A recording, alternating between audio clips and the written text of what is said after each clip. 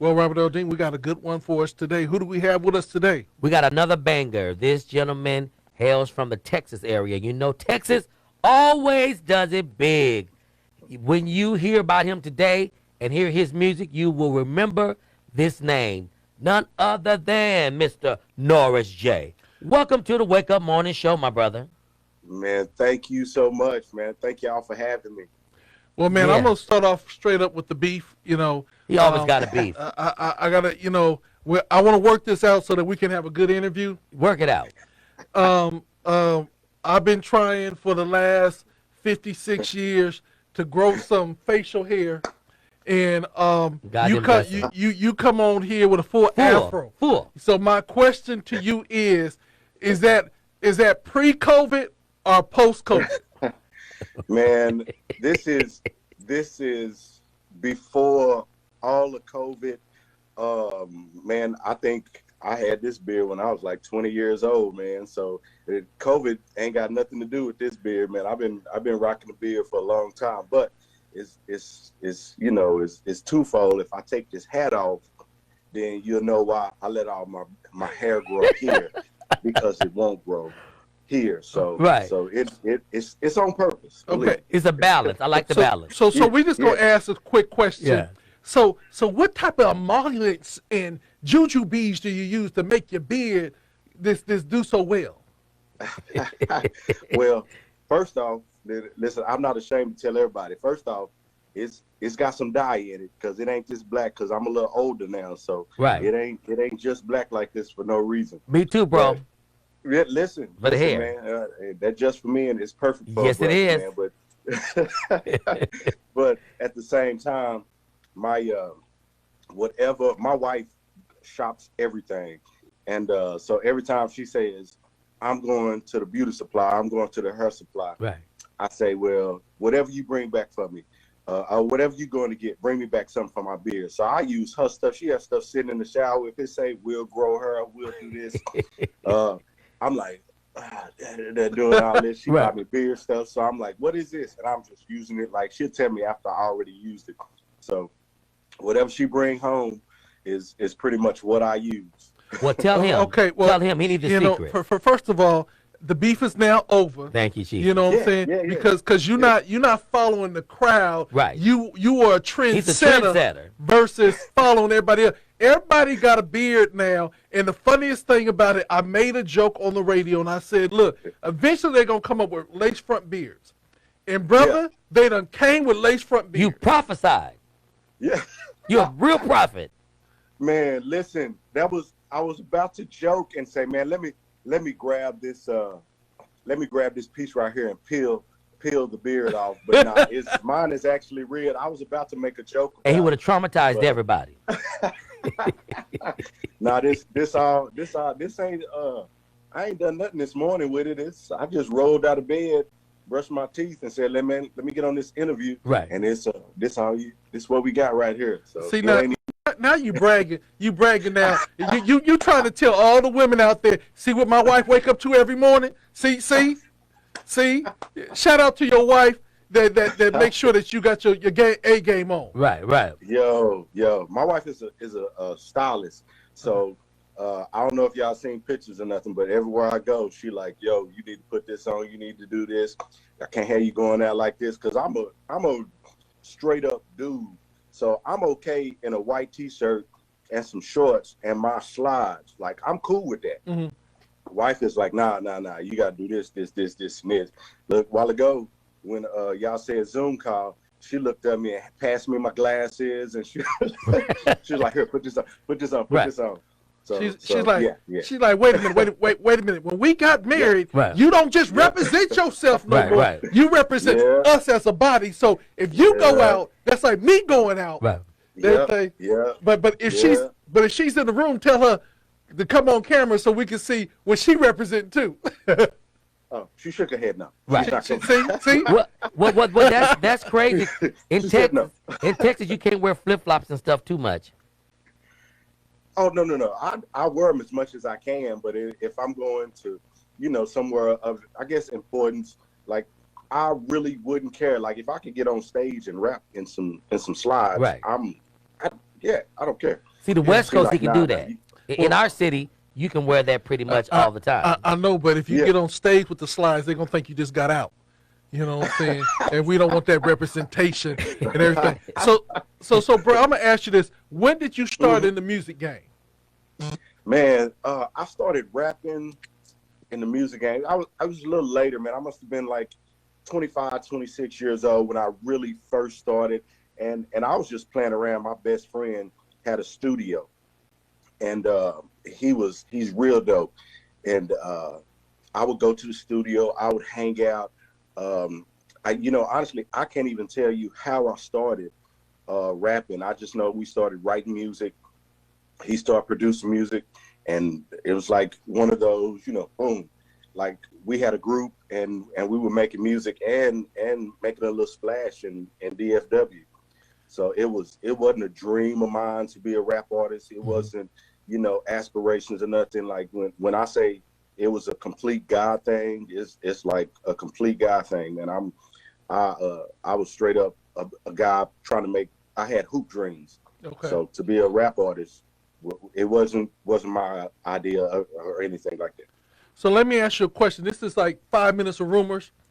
I heard that you was not even taking the rap game serious, but then you saw your wife, and then you just start flowing, cause she made the best come out of you. That's what I heard, man.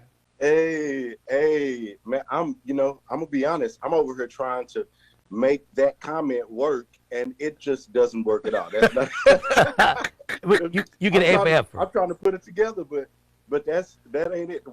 Wifey, man. Me and my wife been together for 27 years now. Wow. Okay. So she was around way before I was thinking about making any kind of music. So that one won't fit. So when did your rap become a ministry for you? Some people do it and it's just to do. When did you really feel the turn? Yeah. In 2004, I was still in the group. It was called X Factor, and we released our first project. And it was just us making music. Like I said, it wasn't. I was just writing music and rapping, but my buddy was really making a push, and I think that was the start, because, like I say, X Factor was a known name. People were really interested in our ministry, and in 2009, X Factor had slowed down, and I remember waking up one morning, and I felt the Lord saying, keep going, because I was never that dude to be on stage by myself. Mm-hmm. And I felt the Lord telling me, keep going. And so I decided to keep going, and I made a few calls, and people were like, yo, so 2009, people were like, yo, I was waiting for you to say you was going to keep doing this. I knew you was going to do it. And I'm like, man, I didn't even know people was interested in Norris J like that. And in 2010, I dropped my first project, the I&J project, I Need Jesus. And it went from there. So 2009, I knew we were serious. Wow. So how has it been in the rap game for you being a lighter skinned brother? Man, it's been just fine, I guess. God can use anybody. I have to do this because see, God can use anybody.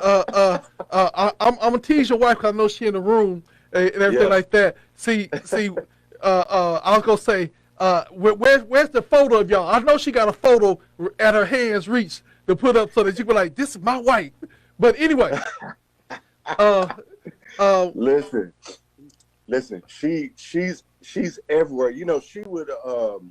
She would go everywhere with me. She was always at all of the concerts. She was a fixture wherever I went. So like if Norris J was there, everybody knew Takesha Johnson was there as well. So she was a part of the traveling, and she was a part of I can't say my set, but she was a part of everything I was doing. Do she sing?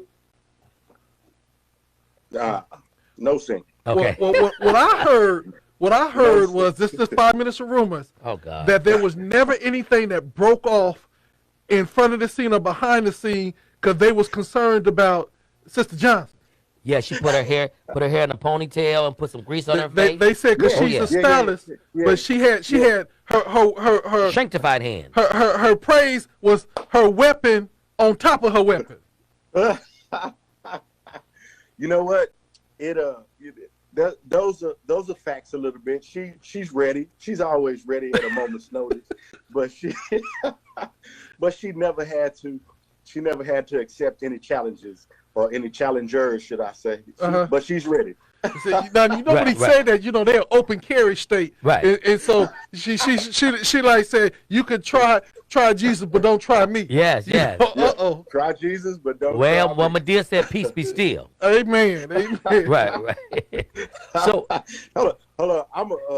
I'm gonna fly down to San Diego real quick and see where all these rumors coming from, because I need to see where all this information coming from, because y'all getting some good intel right now. Right. Well, see, we got people in the Texas area. Yeah. And they did some reconnaissance mission. Yeah. So we knew when we got you on the air, we were going to get some, you're going to either confirm or deny. Right. Now, or the plead other the day, fifth. You can plead the fifth, thank God. Yeah, the other day we had somebody just plead the fifth.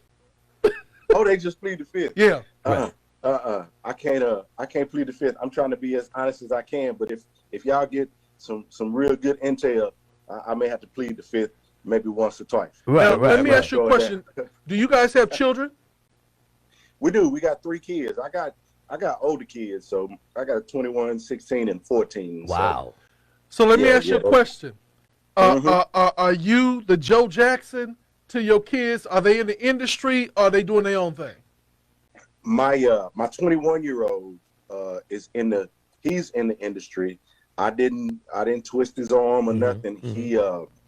He made his way into the industry. He isn't a inspirational gospel or anything like that.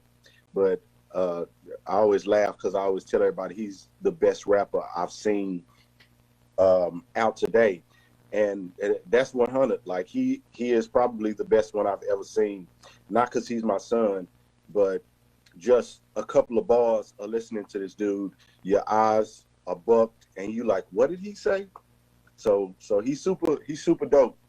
But I didn't twist his arm. He made his way into the industry. My other kids, I don't really force them. I want them to be who they want to be. I want them to pursue what they want to pursue. I know that when you kind of force your kids to do stuff, if they want to do it, it's cool. But if they don't want to do it, you get a lot of pushback. And there are signs there that'll let you know it's not something that's really interesting to them. They'll do it for you. Right. But and in the end, every time you hear about the stories about the parents forcing and pushing the kids to do so, it always kind of backfires. Like the kids ain't never right. Right. And I didn't want to do my kids like that. So I let them pursue what they want to pursue. And they entrepreneurs for real, man. You have to. My 14-year-old, like, she babysitting, she braids her, she's 14, but she does all of this. The other day she went with my brother who has catering business, and she's working, so she pulling in money like she a whole 25-year-old. That's wonderful. But she just 14, and like, I'm not twisting her arm telling her, you gonna do her, you gonna do now. I'm not.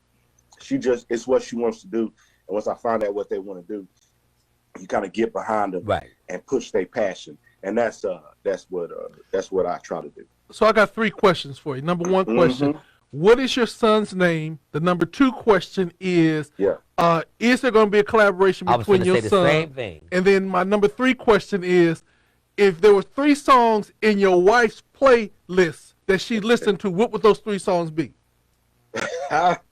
So I'm gonna go. See, you gotta take it one at a time with me because I got this 40-year-old brain. So all I remember is you asked me 3 questions. I don't remember what the questions are. Okay, question number 1. Question number 1.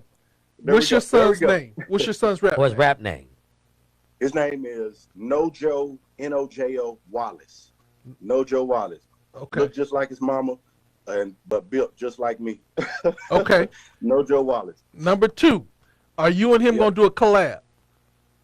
So we've done, I don't want to say several collabs, but we've done a few collabs. We got a video out that we did a few years ago. It's called As Far As I Can See. And we've got that one. I've got one with him on on the upcoming project. It's called Shopping, or Scan It and Bag It. So he's on that one as well. I'm trying to think, do we got any more music together? Because he's 21. He's got his own studio, so it's nothing to make music with this kid. Okay. So he's got his own studio. So yeah, we've got music out. All right, and then the last question, and this is for your wife. She can say it in the background if she wants to. What are the 3 songs that she got on her playlist? Top 3. What's your top 3, babe? Oh, well, anything by Chris Brown. Any song from Jodeci. Oh yes, 90s. and some SWV. I'm trying to think what she played. 90s. Yeah. She got all 90s music. Like her playlist is from the 90s. That's some of the best. Okay. That's some of the best R&B times. So this say to your wife. This say to your wife that I'm really hurt that it wasn't like her son, her husband, and then somebody else. You know, tell she supposed to be repping the family. Listen, and she when we at show, she rapping the whole. She knows the whole story, right? But you know, she's through the whole process. She get like when I come home from the studio, I have a listening party with her every time I come home from the studio. Right. So everything that I've already worked on, like it's the Mama song. Oh yes, that's old news to her. That's 2 years ago. Right. Like she knows the whole song. She knows what the song's about. She done heard us change the beat 3 times. So she went through the whole process. So let me ask you this question. Remember did you ever see the movie Brown Sugar? Yes. Remember when they was in the studio and they was like, the girl is my remember that scene? Yes. Does she be like, when you do your listening part, she be like, nah, baby, I need you to do it like this? You know, she worked her way up to that. Used to be, she wouldn't, I don't know if she didn't want to hurt my feelings or what, but now she like, why did you do that? What is that right there? You should have done this. And I ain't gonna say I'm stubborn or bullhead. Sometimes, you know, I take her advice on a lot of stuff. Right. But if she's got good reasoning, right, then I'll you know, I may change up some stuff. But if she say, you know, you should have did this because I would like it more like this, that's not gonna persuade me. Like, I like that you like what you like, but that ain't gonna make me change what I just went into the studio and do because you just want to hear it. You got to give me some valid reasons, like that. If the note didn't sound right or something, let me know that the note didn't sound right. But don't say I think it'll sound better just because that's what I think. Like, nah, that didn't help. That ain't gonna do nothing. So, so yeah, she throw her 2 cents in, and I give her about 50%. Right. Okay. Sometimes I change. Sometimes I'm like, nah, that ain't gonna work. Well, I wanted to encourage you because you said your mama song was 2 years old. Yeah. Okay, let me encourage you. I have a friend who just went #1 on Billboard, and her album was done 3 years ago. Wow. So God's timing is not our timing. Man, listen. You know, I try to tell my son, he's younger. Yeah, I try to tell him that. Like, he get tired of music and he won't put it out. And I'm like, man, listen, and I say that all the time. God's timing, it was never thought to be our time. Right. It had nothing to do with us. So I already understand, man, what God wants, when he wants it. Listen, I just say yes whenever he says. Stay the process. Stay the course. Stay the course. Yes. Yeah. Now, who do you want to work with that you have not worked with yet? Man, funny you ask. I have, if not worked with, but I've been in contact with. I have a relationship. Pretty much every single person, from Kirk Franklin and the Family, from New Nation, God's Property. Like, I know I can call probably any one of them. I ain't never met Kirk Franklin. Wow, so you met Patron, you met Sean Martin and all those people. Candy West. Man, listen, the last time I did a set in Dallas, in Deep Ellum, Sean Martin says, "Man, we gotta link up, man. Every time I see you, you smash the gas." That's what he said, and and all of them. I ain't gonna say all of them feel that way, but it has never been Kirk Franklin for some reason. I don't know. Okay, you're getting closer. You're getting closer. So we'll work that out for you, brother. Well, Sean is his producer. Yeah. But Sean's his producer. You don't have to go no further. Sean is his main man. Yes. So let me let you in on a little secret. Ready? Mm-hmm. The next time Sean is in the studio with Kirk, stop by Turkish Chicken, get a 2-piece and a biscuit. And when you walk in, make sure you get it from his churches. So you done made an investment. And I guarantee you, and make sure you get the honey and everything like that. Walk right on in. Now here's my last bit of rumors. Oh, and Lord! You can either deny it, or own up to it. Rumor has it that now you're 40 years old, and that you've lost a step or two on the court. Is it true that your wife took you to the hole this recently? Oh. That there is no facts in that one whatsoever. Oh my goodness. Y'all listen, that one don't even have a leg to stand on. Like she ain't played basketball since high school. So you know what? I'm trying to give you something, Takesha, but that one ain't gonna fly. Right. Okay, I just wanted to know because rumor has it that she got skills and that she got a step on you and took you to the hole. Oh man, nah. She not even in the 6 foot and over club.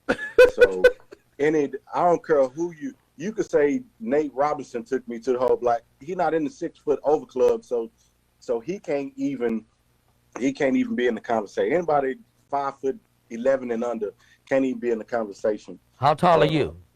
I'm 6'3", so they can't even be in the conversation. Unless they're quick.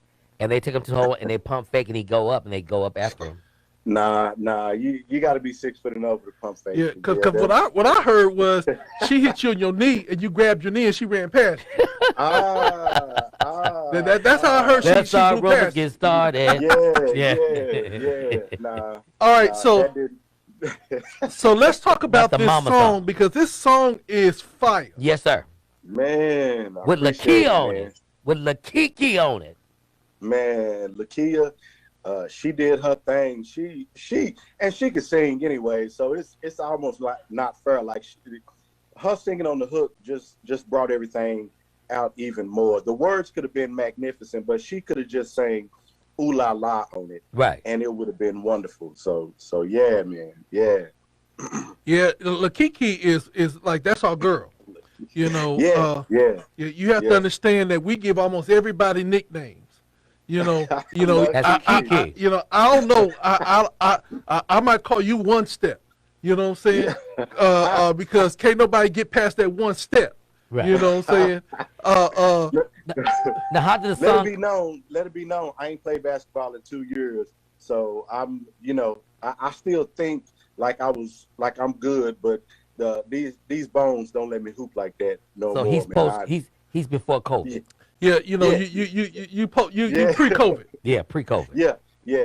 Don't get it twisted. I can't hoop like I used to no more. So my wife probably could do a fake pump. Right. Pump fake and be in there. But yeah, back to the song. Yeah. LaKiki. Now, how about the song? How did the song come about? What were you thinking? Were you reminiscing on your mom, or you wanted to do something for Mother's Period? I write to the beat. So people send me beats and I write to the beat. And I had this beat one time and I wrote something different. And then I don't know how I got on Mama's, man. Like my stories be so basic. Like, people say the Lord dropped something in my spirit. Like that's really what happened. Like I wasn't thinking about my mom.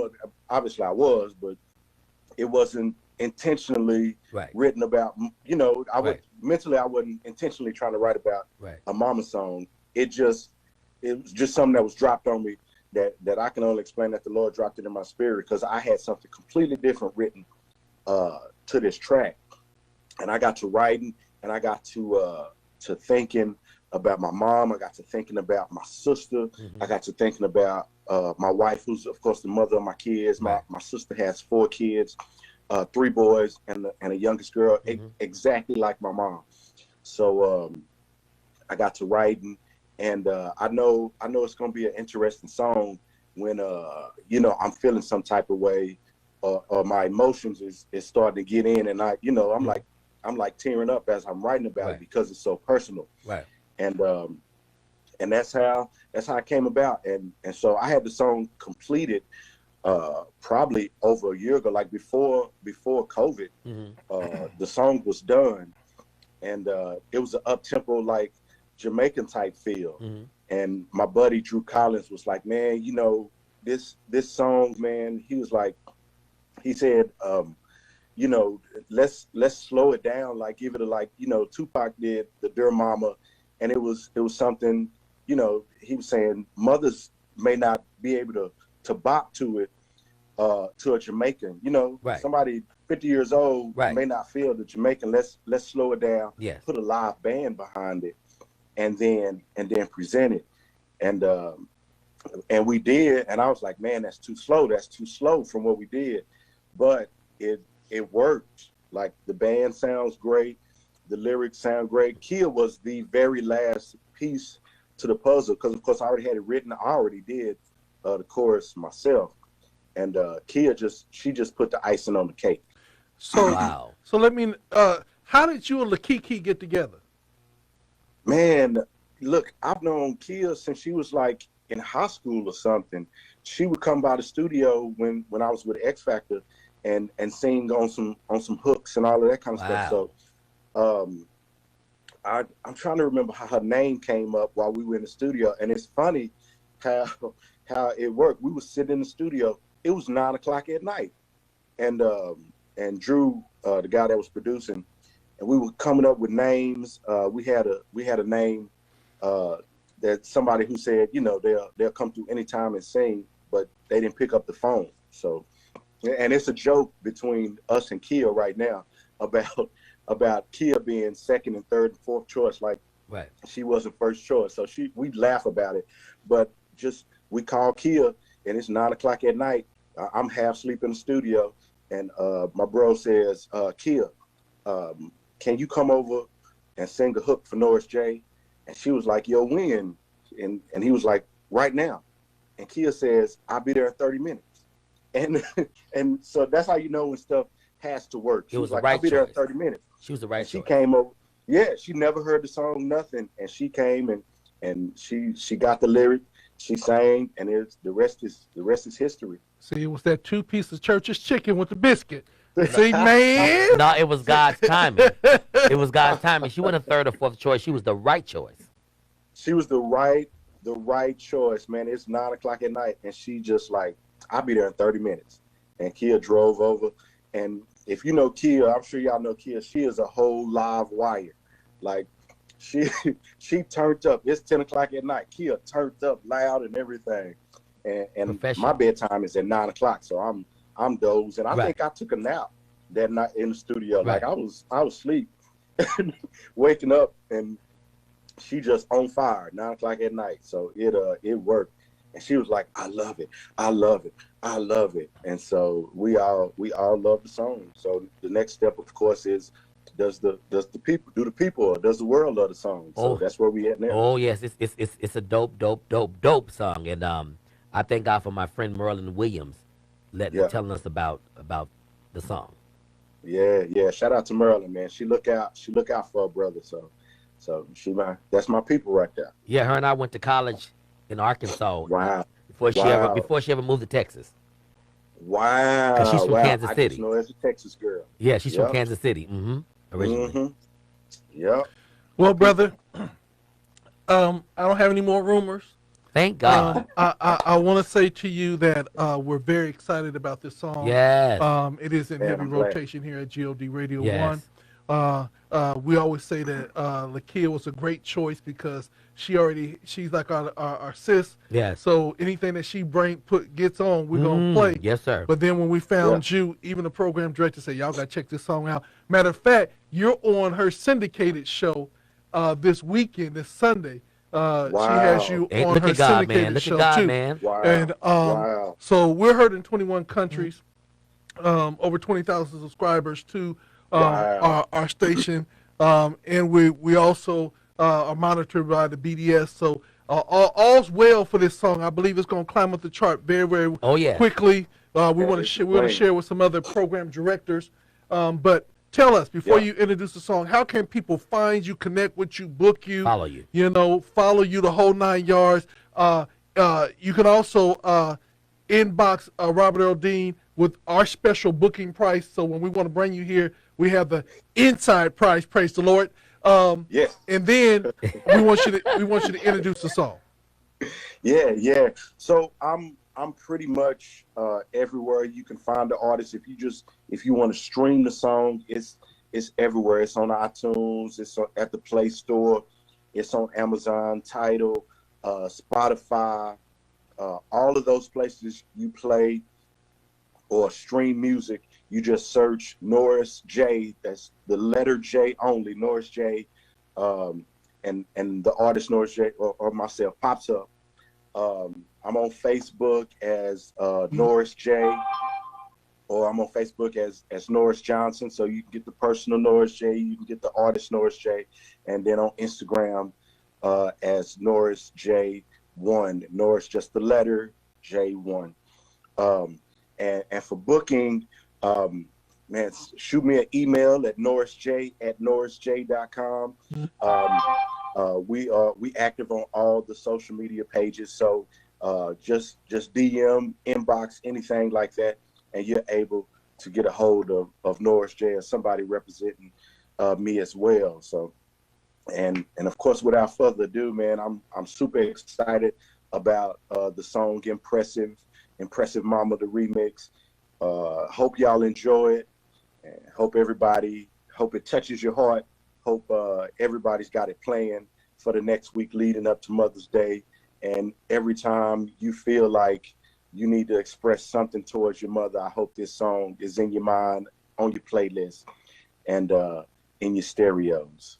Well, there you have it right here. That is none other than Norris J. That's Miss Johnson's boy. If you don't know about it, this man, he got a 1-step, but he got a wife that got a 2-step. But always keep him as fly is no good. And shout out to Sister Marilyn for bringing them to us.